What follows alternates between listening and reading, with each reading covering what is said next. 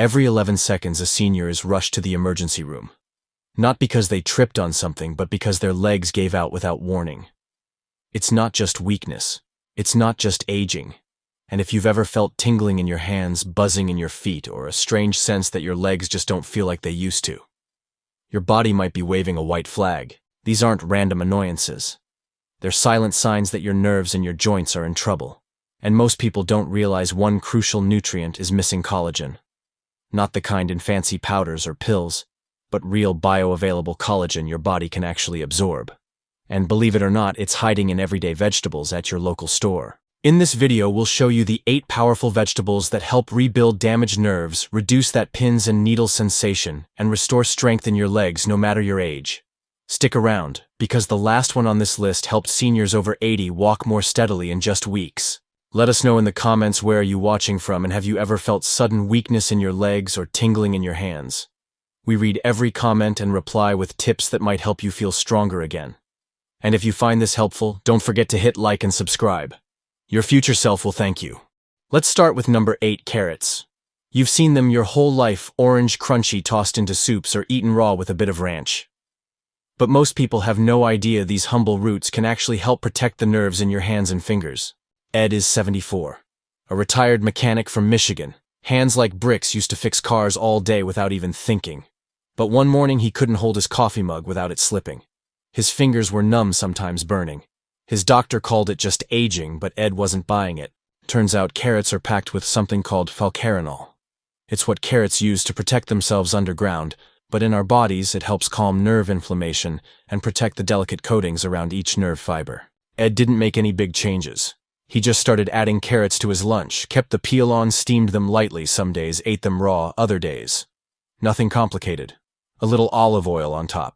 A few weeks in, he told me, I buttoned my shirt this morning without even thinking about it. No more fumbling. No more fear of dropping the kettle. Carrots won't fix everything. But for Ed, they gave him his hands back. And that's a pretty good start. And here's something else Ed didn't know while carrots were helping his nerves. Certain types of meat he was eating every week were quietly undoing the progress.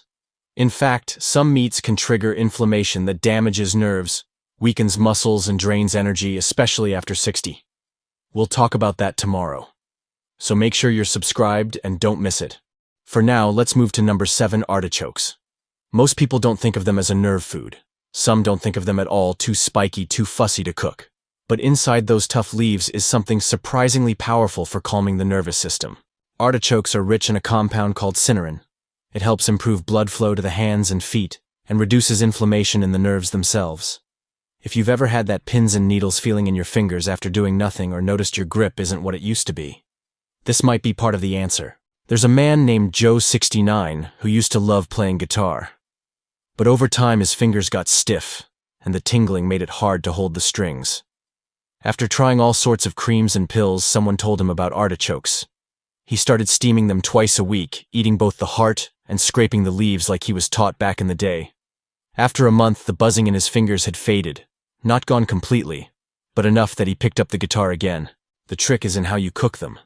Boiling pulls out most of the good stuff, but steaming, especially upside down, preserves the cynarin and antioxidants. And don't toss the cooking water. Some folks drink it as tea and swear it helps with nerve pain and digestion too.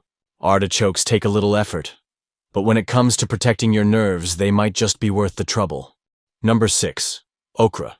Now this one's tricky. Some folks love it. Some can't stand the texture. That slimy feel.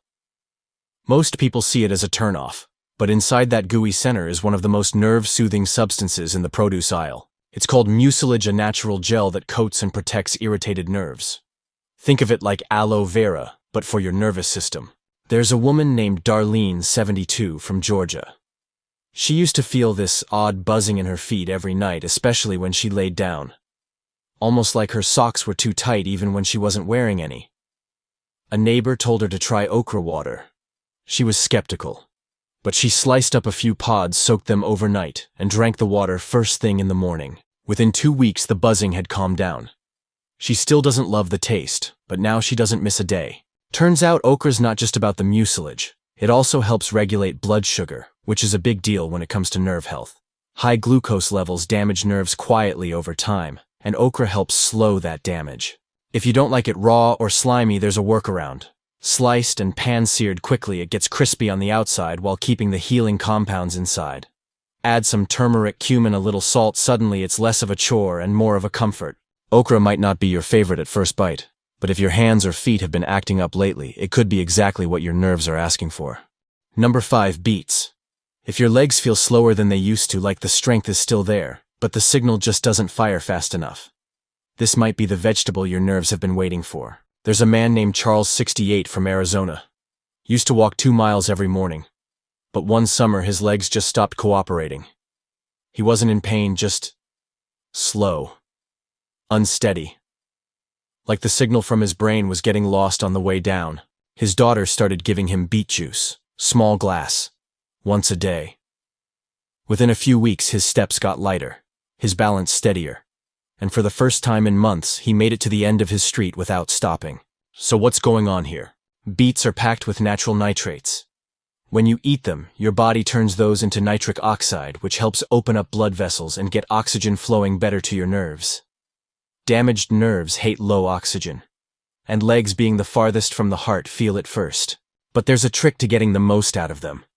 Raw beets keep more of the good stuff like folate and vitamin C, but roasted beets concentrate the anti-inflammatory pigments called betalains. So if you can mix it up, grate some raw into a salad, roast a few whole in foil. And don't forget the beet greens, they've got even more minerals than the root. Beets may stain your hands, they might even stain your cutting board. But if they help get your legs moving again, that's a small price to pay. Number 4. Asparagus. Most people think of it as a fancy side dish, something you serve at Easter or drizzle with a bit of butter. But inside those tender green spears is a kind of nerve support that few other vegetables can match. Asparagus is rich in something called asparagine, an amino acid that helps your nerves send signals clearly and smoothly. Think of it like the grease in an old machine. Without it, everything starts to stutter, skip, or slow down. Walter, 70, used to say his feet felt confused. Not painful exactly, but uncertain. Like the floor wasn't where it should be. His balance got shaky, and steps felt hesitant, especially at night. He didn't change much, just started adding asparagus to dinner a few times a week. Roasted some nights, lightly boiled on others. Nothing fancy. A few weeks in, he noticed something. The hesitation was gone.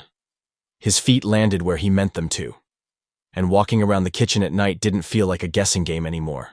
Part of what helps is glutathione, an antioxidant in asparagus that protects your nerves from stress and wear. And then there's the fiber, which feeds gut bacteria that produce butyrate, a short-chain fatty acid that calms nerve inflammation from the inside out. To get the most out of asparagus, don't overcook it. 3 to 5 minutes is enough to soften the stalks without losing the good stuff. And don't toss the woody ends, simmer them into a broth. It's like giving your nervous system a warm bath from the inside. It's a quiet vegetable. No bright colors, no bold flavors. But when it comes to nerve health, asparagus knows exactly what it's doing. Let's talk about number 3, red cabbage. It's not just a splash of color on your plate, it's one of the most powerful vegetables when it comes to protecting your nerves. That deep purple hue. It's not just pretty. It's packed with something called anthocyanins, compounds that help calm nerve inflammation and even rebuild the protective layer that keeps your nerves firing smoothly. Linda, 73, never thought much about cabbage. But when her hands started to shake just slightly, but enough to make her feel unsure, she gave it a try. A small bowl of raw cabbage slaw with lunch. Nothing fancy. After a few weeks, the tremor softened. Her grip felt steadier. She didn't feel like her body was slipping away anymore. The key is to eat it raw. Shredded thin, massaged with sea salt, a splash of vinegar that unlocks the nutrients without destroying them. And if you're someone who feels shaky, unsteady, or just off balance lately, red cabbage might be one of the quietest, simplest tools you can add to your plate. Let's move to number 2, cauliflower. It's one of those vegetables everyone's seen 100 times on dinner tables in frozen bags, maybe even hidden in mashed potatoes. But for your nerves, cauliflower is doing more than most people realize. It's rich in choline, a nutrient your body uses to rebuild the protective sheath around your nerves, the part that gets worn down with age, diabetes, or inflammation. When that coating thins out, you start to feel things you shouldn't: tingling, burning, numbness. Cauliflower helps patch that back up. What's even more interesting is the color. Most folks only buy the white kind, but purple cauliflower has extra compounds, anthocyanins that boost nerve repair, and orange varieties.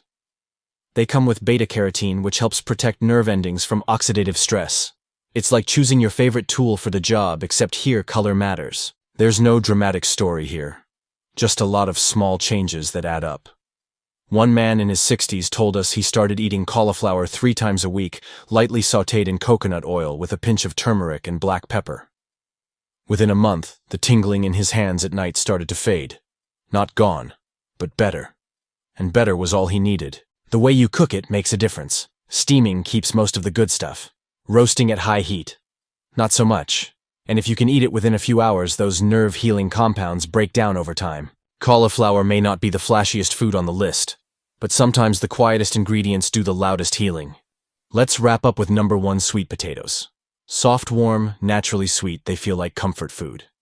But inside that comfort is something powerful for your nerves, especially in the legs and feet. Sweet potatoes are rich in beta-carotene, which your body turns into vitamin A. And vitamin A is key for how well your nerves send signals. When your levels are too low, your nervous system starts to misfire, leading to that strange tingling or the feeling that your legs don't respond as quickly as they used to. But there's more. Sweet potatoes contain a unique compound called sporamin that actually helps regenerate damaged nerve cells.